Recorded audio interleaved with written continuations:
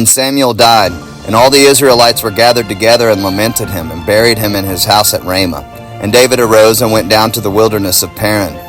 And there was a man in Maon, whose possessions were in Carmel. And the man was very great, and he had 3,000 sheep and 1,000 goats, and he was shearing his sheep in Carmel. Now the name of the man was Nabal, and the name of his wife Abigail.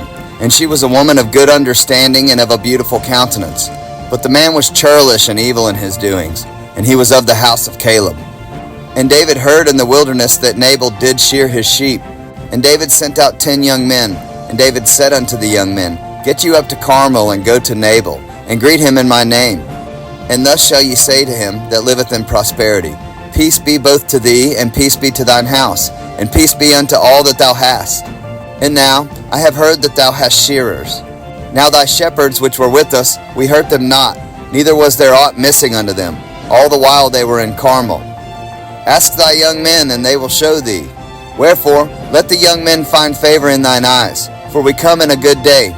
Give, I pray thee, whatsoever cometh to thine hand unto thy servants, and to thy son David. And when David's young men came, they spake to Nabal according to all those words in the name of David, and ceased.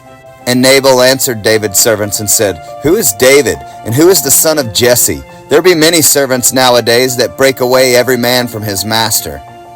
Shall I then take my bread and my water and my flesh that I have killed for my shearers, and give it unto men whom I know not whence they be? So David's young men turned their way and went again, and came and told him all those sayings. And David said unto his men, Gird ye on every man his sword. And they girded on every man his sword. And David also girded on his sword. And there went up after David about 400 men, and 200 abode by the stuff. But one of the young men told Abigail, Nabal's wife, saying, Behold, David sent messengers out of the wilderness to salute our master, and he railed on them. But the men were very good unto us, and we were not hurt, neither missed we anything, as long as we were conversant with them, when we were in the fields. They were a wall unto us, both by night and day, all the while we were with them, keeping the sheep. Now therefore, know and consider what thou wilt do, for evil is determined against our master, and against all his household. For he is such a son of Belial, that a man cannot speak to him. Then Abigail made haste, and took 200 loaves, and 2 bottles of wine, and 5 sheep ready dressed, and 5 measures of parched corn, and 100 clusters of raisins, and 200 cakes of figs, and laid them on asses. And she said unto her servants, Go on before me, behold, I come after you. But she told not her husband Nabal. And it was so, as she rode on the ass, that she came down by the covert of the hill, and, behold, David and his men came down against her, and she met them. Now David had said, Surely in vain have I kept all that this fellow hath in the wilderness, so that nothing was missed of all that pertained unto him, and he hath requited me evil for good.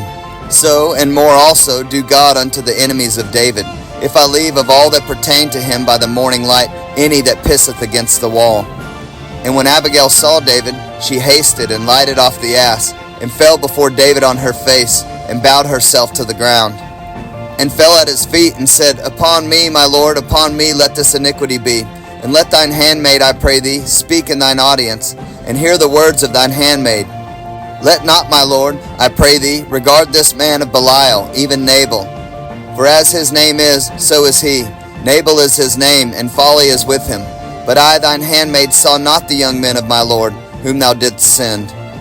Now therefore, my lord, as the Lord liveth, and as thy soul liveth, seeing the Lord hath withholden thee from coming to shed blood, and from avenging thyself with thine own hand, now let thine enemies, and they that seek evil to my lord, be as Nabal. And now this blessing, which thine handmaid hath brought unto my lord, let it even be given unto the young men that follow my lord. I pray thee, forgive the trespass of thine handmaid, for the Lord will certainly make my lord a sure house, because my lord fighteth the battles of the Lord, and evil hath not been found in thee all thy days. Yet a man is risen to pursue thee and to seek thy soul. But the soul of my Lord shall be bound in the bundle of life with the Lord thy God. And the souls of thine enemies, them shall he sling out, as out of the middle of a sling.